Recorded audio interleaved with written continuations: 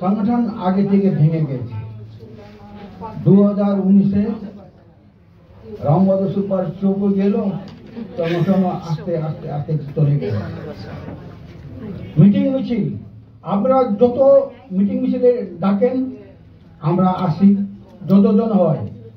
আগে 2019-এর আগে আমরা মহকুমা ট্রেজারি জেলা ডাকলে আমরা কমপক্ষে 100-150 জন করে আমরা আসতাম। তা এখন সময় বদলে গেছে, লোকের ভাবনা চিন্তে বদলে গেছে, ওই জন্য এরম হচ্ছে।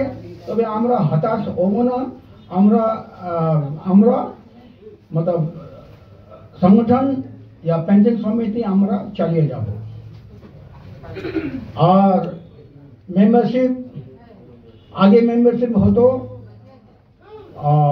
পুরাতন বস্তি 100 জন, এবারে করেছে ওরা 60 জন। আস্তে আস্তে আস্তে কমে যাচ্ছে। আগে যখন আমি আর লক্ষ্মীরা সব ব্যাংকে বসতো, নয়া বস্তি হতো 235, এখন আস্তে আস্তে আস্তে 120 মতো চলে গেছে। আর নো সিটিং ছিল আগে 350, এখন আস্তে আস্তে আস্তে ঘেটে এখন 200-তে দাঁড়িয়ে গেছে। কারণ কাজ করার লোক নাই। আপনারা সবাই জানেন আমরা পেনশন সমিতি নাই, আমরা আছি মহিলা সমিতি।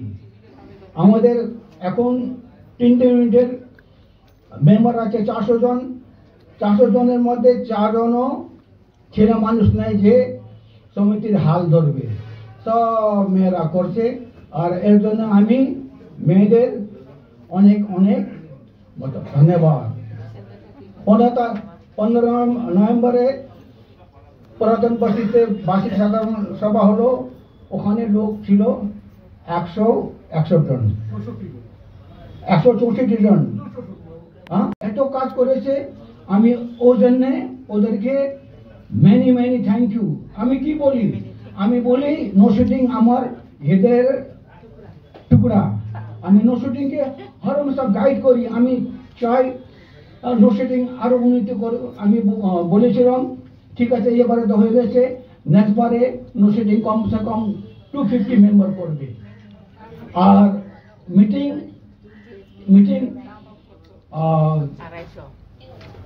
পুরাতন বস্তিতে মাসে 2 মাসে একবার মিটিং হয়। নয়া বস্তিতে বার্ষিক নয়া বস্তিতে কর্মী সভা হয় না। কেন বলুন তো? ওখানে তো কাজ আমাকে করতে হবে, আমাকে লোকের বাড়ি বাড়ি গিয়ে যেতে হবে। ওই জন্য আমি সংগঠনকে বলেছি আমি নয়া বস্তিতে কর্মী সভা করতে পারবো না। তবে এসব এখন নো শুটিং এ হরেক সোমবার ওখানে কর্মী সভা হয়। 30 থেকে 40 জন 50 জন লোক ওখানে আছে। নো শুটিং আছে বলে আমরা সবাই বেঁচে আছি। আর চাই আমাদের সংগঠন या সমিতি या মেম্বারশিপ আরো বেশি হোক।